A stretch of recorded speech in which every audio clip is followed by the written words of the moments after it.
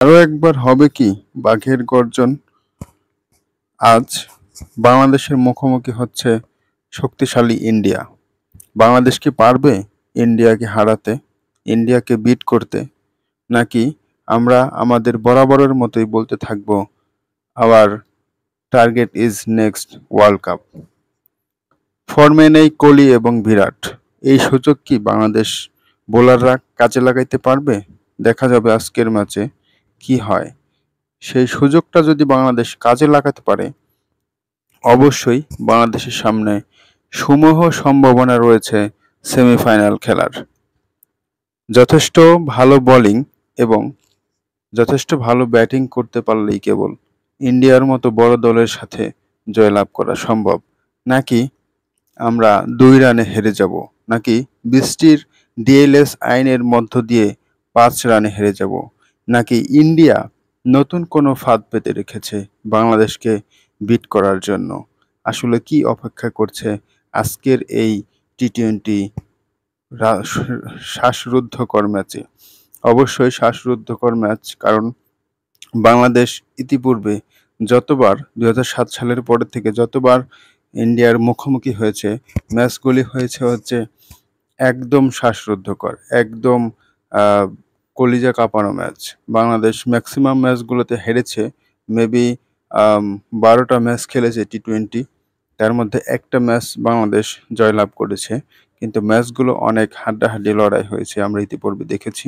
তো সেই বিষয়টাকে সামনে রেখেই বলতে চাই, এবার আমরা 2 রান ডিএলএস মেথডের 5 রানে হারতে চাই না। আমরা ইন্ডিয়াকে বিট করতে চাই, আমরা ইন্ডিয়াকে হারাতে চাই। সেই প্রত্যয় নিয়ে, সেই স্বপ্ন নিয়ে আমরা আজকের মাঠে নামবো ইনশাল্লাহ, যাতে আমরা জয়লাভ করতে পারি, সেই আশাই ব্যক্ত করছি। নাকি ফাইনাল টিকিট ধরাই দিবে আমাদেরকে ইন্ডিয়া, সেটাও বলা যাচ্ছে না, কারণ ইন্ডিয়া একটা স্ট্রেনদেন টিম। সো আমরা সেই আমাদের ভালো পারফরমেন্স, আমাদের মোস্তাফিজুর রহমান এবং আমাদের শরীফুল ইসলাম অথবা রিশাদ যদি ভালো বোলিংটা করতে পারে এবং শুরুটা যদি ভালো করতে পারে ব্যাটিংরা, ওপেনিং ব্যাটাররা, তাহলেই কেবল জয়লাভ করা সম্ভব। যেটা বলতেছিলাম যে ইন্ডিয়া বরাবরই ইন্ডিয়া হচ্ছে আইসিসির আপন ভাই। সেক্ষেত্রে আইসিসি ইন্ডিয়ার জন্য অবশ্যই কিছু সুযোগ সুবিধা দিয়ে রাখবে, এটাই স্বাভাবিক। কিন্তু আমরা ওই সুযোগ সুবিধা তোয়াক্কা না করে আমাদের সর্বোচ্চটুকু দিয়ে আমরা খেলার চেষ্টা করব এবং আমাদের যে গর্জন, বাঘের যে গর্জন, সেটা নিয়ে আমরা আমাদের সর্বোচ্চটুকু দেওয়ার চেষ্টা করব ইনশাল্লাহ।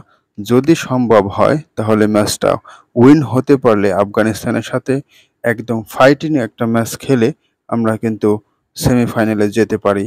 এই সুযোগ কিন্তু, এই সমূহ সুযোগ কিন্তু আমাদের রয়েছে।